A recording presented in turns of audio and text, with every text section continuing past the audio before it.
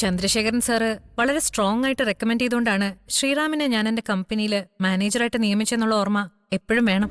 അറിയാം മാഡം, എല്ലാ കാര്യങ്ങളും സാർ എന്നോട് പറഞ്ഞിട്ടുണ്ട്. ആ, അദ്ദേഹം എനിക്ക് വളരെ വേണ്ടപ്പെട്ട ആളാണ്. ഞങ്ങൾ തമ്മിൽ പുതിയ ചില ബിസിനസ് പ്ലാനുകളൊക്കെ ഉണ്ട്. അതൊക്കെ വഴിയെ പറയാം. ശ്രീറാമിന് ഇവിടെ ലോയൽറ്റി വേണ്ട ഒരേ ഒരാൾ ഞാൻ മാത്രം. ഞാൻ പാല് കൊടുത്ത് വളർത്തിയ നീർക്കോലികളൊക്കെ അവസാനം മൂർഖം പാമ്പായി തിരിഞ്ഞുകൊത്തിയ അനുഭവമേ എനിക്കുള്ളൂ. ഞാൻ ആ ഗണത്തിലല്ല മാഡം. ജീവൻ പോയാലും കൂടെ തന്നെ കാണും. ഇല്ലെങ്കിൽ ജീവൻ കാണില്ല, അത്ര തന്നെ. അതാണ് അവന്തികയുടെ ലൈൻ. എനിക്ക് ബാങ്കിങ്ങുമായി ബന്ധപ്പെട്ടതും കമ്പനിയുടെ കാര്യങ്ങൾ അറിയാവുന്നതുമായ ഒരാളെയാണ് വേണ്ടതെന്ന് സാറിനോട് പറഞ്ഞിരുന്നു. ഞാൻ വർഷങ്ങളായി സാറിന്റെ കൂടെ തന്നെ നിന്ന് എല്ലാ കാര്യങ്ങളും അറിയുന്ന ആളാണ്. ഐ മീൻ, മാഡം എന്താണോ വിഷയുന്നത് അതനുസരിച്ച് ജോലി ചെയ്യുന്ന ആൾ. ഓക്കെ, ഇത് മുൻപുണ്ടായിരുന്ന മാനേജർ തയ്യാറാക്കിയ കണക്കുകളും കാര്യങ്ങളുമാ. ഇതാണ് എനിക്കിപ്പോ തലവേദനയെ നിൽക്കുന്നത്. നല്ലതുപോലെ ഒന്ന് പഠിച്ച് ഇതെങ്ങനെ നമുക്ക് പോസിറ്റീവ് ആക്കാന്നൊന്ന് പറയണം. മാഡം, 2-3 സംശയങ്ങൾ ചോദിച്ചോട്ടെ? എന്താണ്? നമ്മുടെ കമ്പനിയുടെ സിഗ്നേച്ചർ പവറുള്ള MD ആരാണ്? സച്ചിദാനന്ദൻ. ഇപ്പോഴും കമ്പനിയുടെ എല്ലാ അധികാരങ്ങളും നിക്ഷിപ്തമായിരിക്കുന്നത് സച്ചിദാനന്ദനിലാണല്ലേ? നോ, സച്ചി കമ്പനിയുടെ MDയും ഞാൻ CEO ആണ്. പക്ഷേ സൂപ്പർ പവർ കമ്പനിയുടെ ചെയർമാനായ സേതുമാധവൻ സാറിനാ, സച്ചിയുടെ ഫാദർ. പക്ഷേ കമ്പനിയുടെ സകല കാര്യങ്ങളും നോക്കുന്നത് ഞാനാ.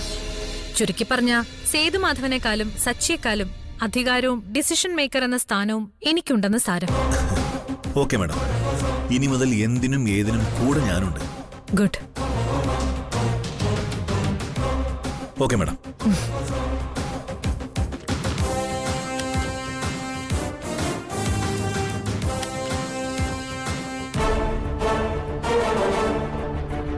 തന്നെ ആരോടും ഇങ്ങോട്ട് കയറ്റിവിട്ടത്?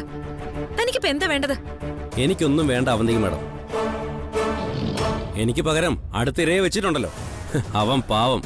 നിങ്ങളുടെ കുതന്ത്രങ്ങൾ അറിയാതെ അവസാനം എന്നെപ്പോലെ കറിവേപ്പിലയാകാൻ പോകുന്ന കാര്യം അവൻ അറിയുന്നില്ലല്ലോ. കറിവേപ്പിലാവുന്നതും വേപ്പിലാവുന്നതും അവനവന്റെ മിടുക്ക് പോലിരിക്കും. നിങ്ങളുടെ മിടുക്ക് എനിക്ക് നന്നായി അറിയാം മാഡം. സ്വന്തം കുടുംബത്തിൽ നിന്ന് പോലും ലക്ഷങ്ങൾ തട്ടിയെടുക്കുന്ന മിടുക്ക് സമ്മതിച്ചു തീരൂ. എത്ര മനോഹരമായിട്ടാണ് നിങ്ങൾ അഭിനയിക്കുന്നത്, എത്ര തന്ത്രപരമായിട്ടാണ് നിങ്ങൾ അവരെ ചതിക്കുന്നത്. അങ്ങനെ ചെയ്യുന്ന നിങ്ങൾക്ക് എന്നോട് ഇങ്ങനെ അല്ലാതെ വേറെ എങ്ങനെ പെരുമാറാൻ കഴിയും? അതിന്റെയൊക്കെ പങ്ക് താനും തന്റെ വീട്ടുകാരും അനുഭവിച്ചിട്ടുണ്ട്. കൈനീട്ടി പണം വാങ്ങിയപ്പോ ആലോചിച്ചില്ലേ ഇതൊക്കെ മോശപ്പെട്ട കാശാണെന്ന്? എന്നിട്ട് ആപൽഘട്ടത്തിൽ എന്നെ കൊലയ്ക്ക് കൊടുത്തിട്ട് വന്നു നിന്ന് വേദം പറയുന്നോ? നായകൾക്ക് ഇടയ്ക്കിടയ്ക്ക് ബിസ്ക്കറ്റും പാലും കൊടുക്കുന്നത് ആജീവനാന്തകാലം വാലാട്ടാനും കാൽക്കീഴി കിടക്കാനുമാ. പക്ഷേ പേ പിടിച്ച് തിരിച്ചു കടിക്കാൻ നിന്നാ തീർത്തു കളയും ഞാൻ. നിങ്ങളിൽ നിന്ന് ഇതും ഇതിനപ്പുറം പ്രതീക്ഷിക്കുന്നുണ്ട് ഞാൻ. പക്ഷേ അതത്രയ്ക്ക് എളുപ്പമല്ല അവന്തിക മാഡം. ഇത് കണ്ടോ, ഈ ഫയലുകൾ മുഴുവൻ നിങ്ങൾ നടത്തിയ കൊള്ളകളുടെ വിവരങ്ങളാ. ഞാനേ ഇത് എത്തിക്കേണ്ടത് എത്തിക്കും. താൻ ഈ ഫയലുകൾ കാണിച്ച് എന്നെ ഭയപ്പെടുത്താൻ നോക്കുകയാണോ? അതോ ഈ ഫയലുകൾ കാണിച്ച് എന്നെ വില പേശാനോ? അതിന് ഈ കളം പോര വിജയ്. അതെങ്ങനെ വാങ്ങണമെന്നും എന്ത് ചെയ്യണമെന്നും അവന്തികയ്ക്കറിയാം. വില പേശാനും ഭയപ്പെടുത്താനും ഒന്നും ഞാനില്ല അവന്തിക മാഡം. പക്ഷേ ഇത് നാട്ടുകാരറിയും, മീഡിയ അറിയും, പോലീസ് അറിയും, സർക്കാർ അറിയും, ഇൻകം ടാക്സ് ഡിപ്പാർട്ട്മെന്റും അറിയും. നെല്ലിശ്ശേരി കൺസ്ട്രക്ഷൻസ് ചീട്ടുകൊട്ടാരം പോലെ വീണുടയും. അപ്പോഴെങ്കിലും നിങ്ങളുടെ വീട്ടുകാരെ നിങ്ങൾ ആരാണെന്ന് അറിയും.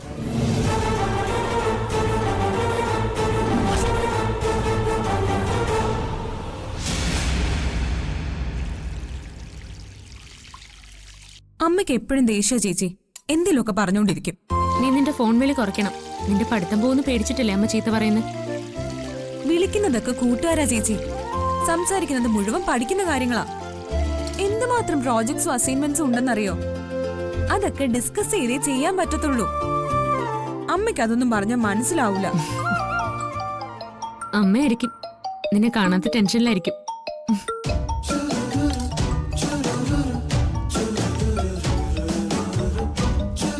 നീ എന്താ ഫോൺ എടുക്കാത്തെ? അമ്മയല്ലേ? അല്ല ചേച്ചി, കോളേജിൽ നിന്ന് ഓരോരുത്തികൾ തുടങ്ങി വിളിക്കാൻ. ഈ പ്രായത്തിലെ കൂട്ടുകാരെ മോളെ, പ്രിയപ്പെട്ടവര്.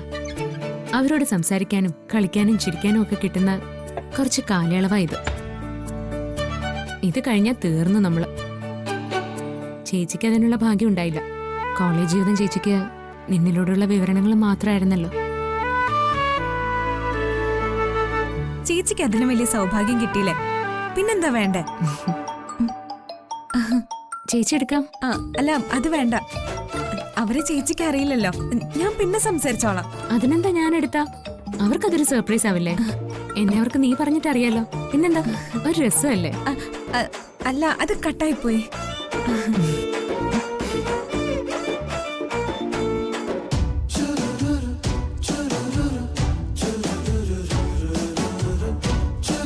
ഭണ്ഡാരം പോയോ? ഇവളാണെങ്കിൽ വിളിക്കുന്നില്ലല്ലോ. ഇവൾക്ക് ഇത്ര അഹങ്കാരോ? ആവശ്യമില്ലെന്ന് ഇങ്ങോട്ട് വിളിക്കാൻ അറിയാലോ. ഇനി വിളിക്കട്ടെ, ഞാൻ കാണിച്ചു കൊടുക്കാം. ദേവി, ഇനിയും വിളിക്കല്ലേ, വിളിക്കല്ലേ. ഇവിടെ നിന്ന് പോകുന്നവരെ എന്നെ ഒന്ന് രക്ഷിക്കണേ. നീ നിന്റെ കൂട്ടുകാരെ വില കുറച്ച് കാണുന്നതുകൊണ്ടാ അവരുടെ ഫോൺ നീ എടുക്കാത്ത. അല്ലെങ്കിൽ എന്തെങ്കിലും കള്ളത്തരം ഉണ്ടാവും. ചേച്ചിക്കും അമ്മയുടെ അസുഖം തുടങ്ങിയോ? ഒരാള് വിളിച്ചു കഴിഞ്ഞാൽ ഉടനെ തുടങ്ങും. പിന്നെ ഞാൻ എന്ത് ചെയ്യും?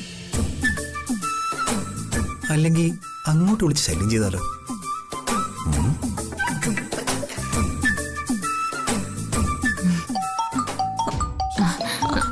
ഓ, കട്ടായല്ലോ. ഇതാരും മോളി പൂവാല് കൊള്ളാലോ പേര്. സത്യം പറ, ആരേത്? എന്റെ ചേച്ചി. അത് എന്റെ കോളേജിൽ പഠിക്കുന്ന ശ്യാം കൃഷ്ണൻ. ചേച്ചിക്ക് അറിയാം അവനെ. ഞങ്ങൾ ഞങ്ങളുടെ എല്ലാത്തിന്റെയും പേരങ്ങ് മാറ്റി. പൂവാലൻ, കാലൻ, കാട്ടുകോഴി എന്നൊക്കെയാ ഇപ്പൊ വിളിക്കുന്നെ. ചേച്ചിക്ക് നമ്മുടെ സ്മിതയുടെ പേരെന്താന്നറിയോ? കൊളക്കോഴി. അവക്ക് ചേരുന്ന പേരാ. അല്ല, നിനക്കും പേരുണ്ടാവുമല്ലോ. നിന്റെ പേരെന്താ? ആ, ചേച്ചി പുറത്താരോടും പറയില്ലെന്ന് സത്യം ചെയ്യണം. ചീവീട്. പറ്റിയ പേര് തന്നെ. എപ്പോ നോക്കിയാലും ചീവീടിനെ പോലെ അലിക്കുന്നതല്ലേ നിന്റെ പരിപാടി?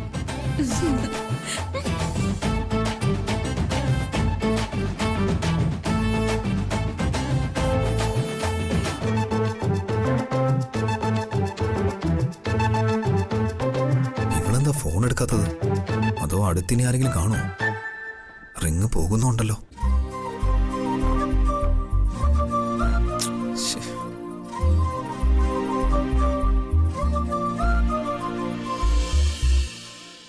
ചേച്ചി ഇപ്പൊ ഇവിടുത്തെ ഏട്ടത്തിയമ്മയും പുന്നാര മരുമകളും ആണെന്നൊക്കെ ഞങ്ങൾക്കറിയാം. പക്ഷേ അവിടെ ഒരു കുടുംബം ഉണ്ടെന്ന് മറക്കരുത്. ഞാൻ അങ്ങനെ മറക്കുമോ മോളെ? മറക്കാറുണ്ട്. അച്ഛൻ പാവുക, പരാതി ഒന്നും പറയില്ല. പക്ഷെ അമ്മ എപ്പോഴും പറയും, അവക്കെന്താ ദിവസത്തെ ഒരു തവണയെങ്കിലും വിളിച്ചൂടേന്ന്. ചേച്ചി ഇല്ലാത്തതിന്റെ എല്ലാ സങ്കടങ്ങളും അവിടെ എല്ലാവർക്കും ഉണ്ട്. അത് സഹിക്കാതാവുമ്പോഴാ ഞാനിങ്ങോട്ട് ഓടിച്ചാടി വരുന്നത്. അതുപോലെ അവർക്ക് പറ്റില്ലല്ലോ. അപ്പൊ ചേച്ചിയും കൂടി വിളിക്കാതിരുന്നാലോ? അറിയാം മോളെ, ഞാൻ നിങ്ങളെ കാണാത്തതിന്റെ സങ്കടങ്ങൾ ആരോട് പറയാനാ? ഞാനിവിടെ ഇല്ലെങ്കിൽ അച്ഛൻ്റെ കാര്യങ്ങളും സച്ചേൻ്റെ കാര്യങ്ങളും ഒക്കെ കുഴയും. ഞാനിവിടുന്ന് മാറുന്ന കാര്യം ഇപ്പൊ ചിന്തിക്കാനേ വയ്യ. അമ്മയ്ക്കിപ്പോ പഴയ ആരോഗ്യമൊന്നുമില്ല. തീരെ വയ്യെങ്കിലും പുറത്തൊന്നും കാണിക്കില്ല. അച്ഛനാണെങ്കിൽ അതിനപ്പുറമാ. പിന്നെ കുറച്ച് സാമ്പത്തിക പ്രശ്നങ്ങളുണ്ടല്ലോ. അതിന്റെ ആലോചനകളിൽ ഉണ്ടാവുന്ന ഓരോരോ വിഷമങ്ങളും. എനിക്കറിയാം മോളെ, എൻ്റെ ചികിത്സയ്ക്ക് വേണ്ടി എത്രയോ ലക്ഷങ്ങൾ ചെലവാക്കിയതാ. അതിൻ്റെ കടവും ഉണ്ട്. പിന്നെ എൻ്റെ കല്യാണം കൂടി ആയപ്പോൾ ചേച്ചിക്ക് എല്ലാം അറിയാം.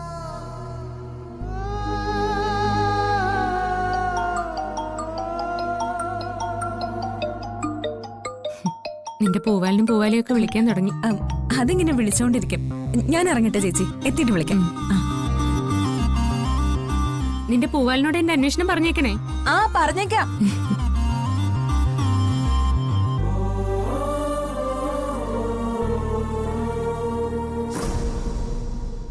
എല്ലാ കാലത്തും എല്ലാവർക്കും വിജയിക്കാൻ കഴിയില്ല അവന്തിക മാഡം.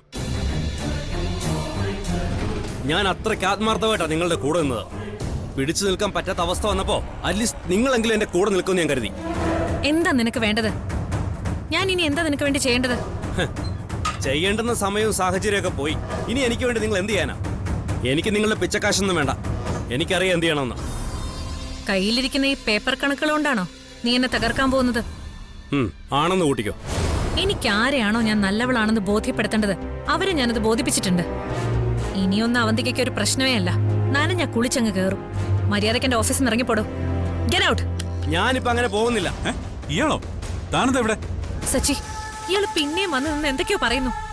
എന്നെ ഈ കമ്പനിയെ തകർക്കും പോലും. നെല്ലിശ്ശേരി തകർക്കുകയാണ് ഇയാളുടെ ലക്ഷ്യമെന്ന്. ഞാനങ്ങനെ പറഞ്ഞോ? എപ്പോ പറഞ്ഞു? തന്നോട് ഇവിടെ കേറി പോരുതെന്ന് പറഞ്ഞല്ലേ? എന്നെ വിടാ. പോകുന്നില്ല. ഞാനിപ്പോ അങ്ങനെ പോകുന്നില്ല. ഇറങ്ങിപ്പോളൂ. പിടിച്ചിറക്കി വിടോ. പറയാനുള്ള കാര്യങ്ങളൊക്കെ പറയണമെന്ന്. എത്ര വട്ടം പറയണോ? സാർ, ഞാൻ ഇറങ്ങിപ്പോ. പറയുന്നത് കേൾക്ക്. തന്നോട് ഇറങ്ങി പോകാൻ പറഞ്ഞു. സംസാരിക്കണം. തന്റെ ഒരു ന്യായീകരണം ഇവിടെ ആർക്കും കേൾക്കണ്ട. സാർ, സംസാരിക്കാനുണ്ട്. മേലാൽ ഇവിടെ കാലുകുത്തി പോരുത്. സാർ വിട്. സാർ സാർ വിട്. ഓടോ. സാർ ഞാൻ പറയുന്നത് കേൾക്ക്. സാർ സാർ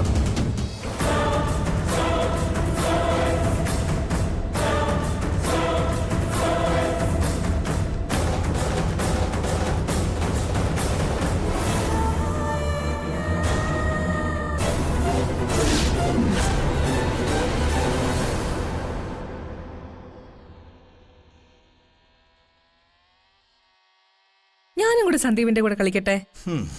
അതിനെ ഇത് ഡ്യുവൽ ഗെയിം അല്ല. എനിക്ക് വെറുതെ ഇരുന്നിട്ട് ബോറടിക്കുന്ന സന്ദീപ്.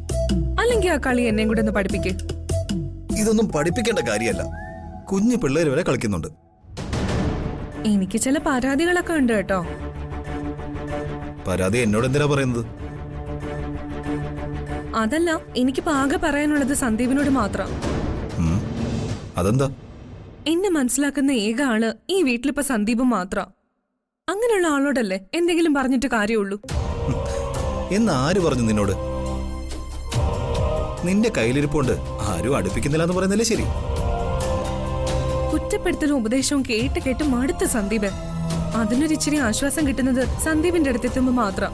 നീയും കൂടി ഇങ്ങനെ തുടങ്ങല്ലേ. ശരി, എന്താ നിന്റെ പരാതി? എന്റെ പരാതി തന്നെ സന്ദീപിനെ കുറിച്ചാ. എന്നെ കുറിച്ചോ? അതെന്ത് പരാതിയാ? അതൊന്നും അറിയണല്ലോ. ഇവിടെ എല്ലാരും ബിസിയാ. സച്ചിയേട്ടനും അവന്തി ചേച്ചിയും നീയും കമ്പനി കാര്യങ്ങളിൽ എപ്പോഴും തിരക്കില്ല.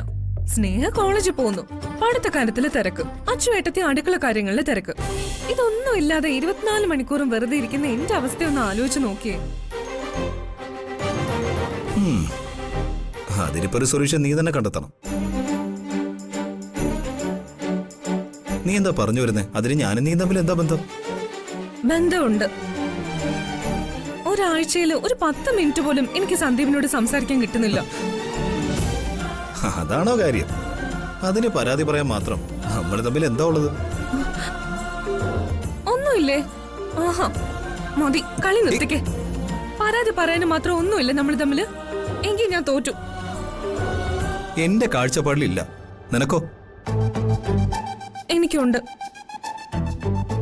ഇവിടെ എന്നോട് വളരെ സ്നേഹത്തിൽ സംസാരിക്കുന്നത് സന്ദീപ. എന്റെ വിഷമങ്ങൾ അറിയുന്നത് സന്ദീപ. എന്റെ ഏകാന്തത അറിയുന്നത് സന്ദീപ. അങ്ങനെയുള്ളപ്പോ എന്റെ എത്ര കാര്യങ്ങൾ കേൾക്കണം. അങ്ങനെയുള്ള സന്ദീപിനെ മര്യാദയ്ക്കൊന്ന് കാണാൻ പോലും കിട്ടുന്നില്ല. അതാ എന്റെ പരാതി.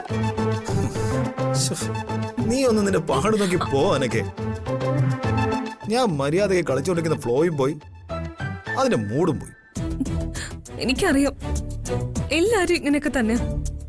എനിക്ക് നിങ്ങളുടെ സ്നേഹവും ഇഷ്ടമൊന്നും കിട്ടാനുള്ള യോഗമില്ല. അതിനൊക്കെ ഒരു ഭാഗ്യം വേണം. നീയേ കരയാനും ചെടുങ്ങാനോ നിൽക്കണ്ട. എനിക്ക് നിന്നോട് സംസാരിക്കുന്നതിൽ വേറെ പ്രശ്നമൊന്നുമില്ല. തിരക്കുള്ളതുകൊണ്ടല്ലേ. Take it easy. ഒരേ മനസ്സുള്ള ആളുകൾ സംസാരിക്കുമ്പോ ഒരു പ്രത്യേക വൈബാ സന്ദീപ്. ഞാനതല്ലേ സന്ദീപിന്റെ പിന്നാലെ വരുന്നത്. മറ്റുള്ളവരൊക്കെ എന്നെ കുറ്റപ്പെടുത്തുമ്പോ എനിക്ക് പെട്ടെന്നൊന്നും തോന്നാറില്ല. കാരണം അവരെന്നെ അറിയാതെ കുറ്റപ്പെടുത്തുന്നേ. പക്ഷെ സന്ദീപ് കുറ്റപ്പെടുത്തുമ്പോ അതെനിക്ക് സങ്കടാവും. അതെന്താന്നറിയൂ?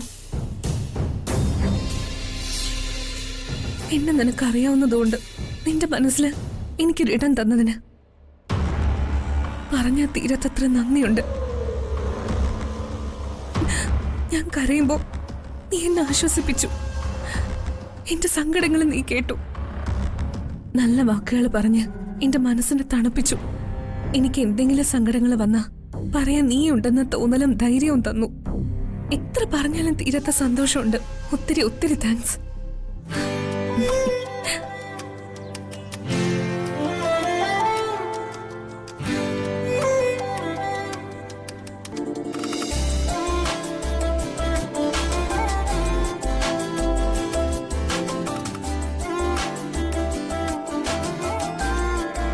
സന്ദീപ് പതുക്കെ മനസ്സ് തുറന്നു വരുന്നുണ്ട്. ഞാനെന്ന് മനസ്സ് വെച്ചാ അവനെ എന്റെ വഴിക്ക് കൊണ്ടുവരാൻ ഈസി ആയിട്ട് കഴിയും.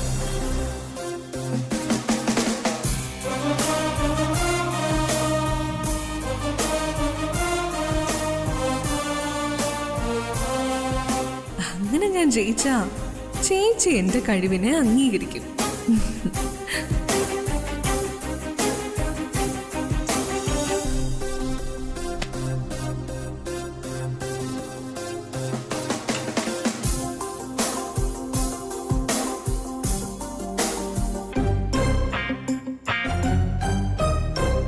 അവൻ മഹാബോറന, തീരെ റൊമാൻറ്റിക്കും അല്ല, എന്റെ യാതൊരു ഗുണവും ഇല്ലാത്തവനാ. എന്നാലും വിടാതെ പിടിച്ചേ മതിയാകൂ. ഇവക്കെന്താ പറ്റിയ സ്റ്റാച്ചു പോലെ നിൽക്കുന്നു?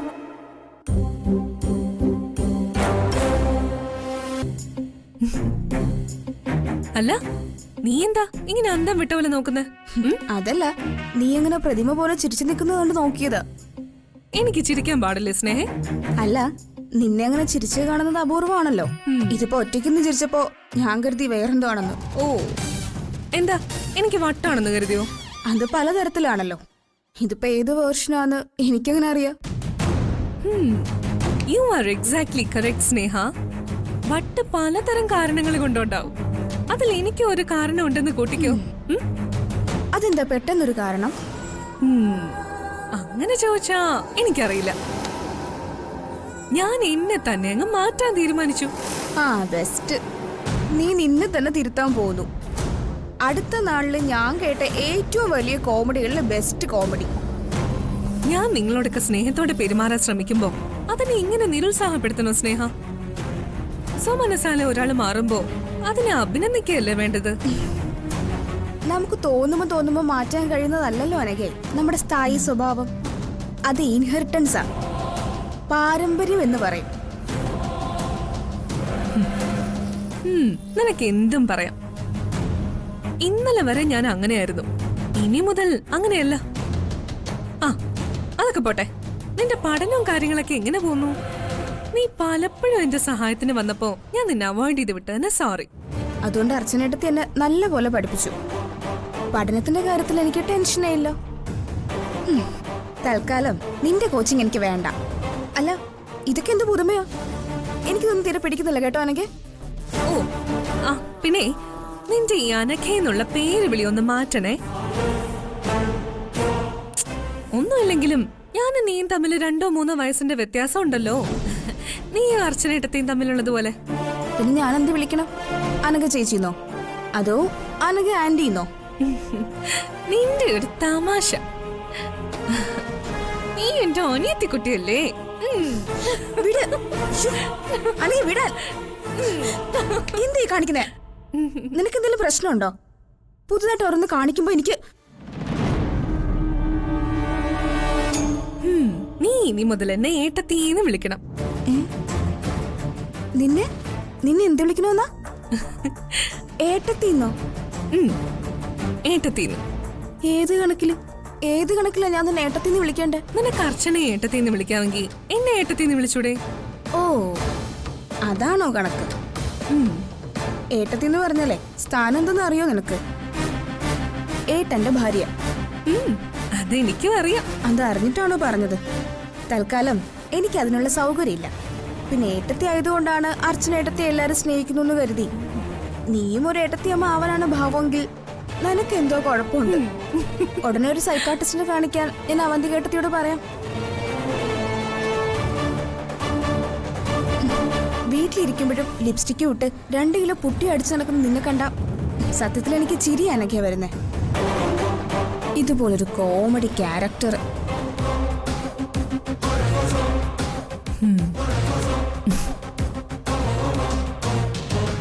നിന്നെ കൊണ്ട് ഞാൻ വിളിപ്പിക്കുവേടി. 1 2 പ്രാവശ്യമല്ല, നിന്റെ ആയുഷ്കാലം അത്രയും.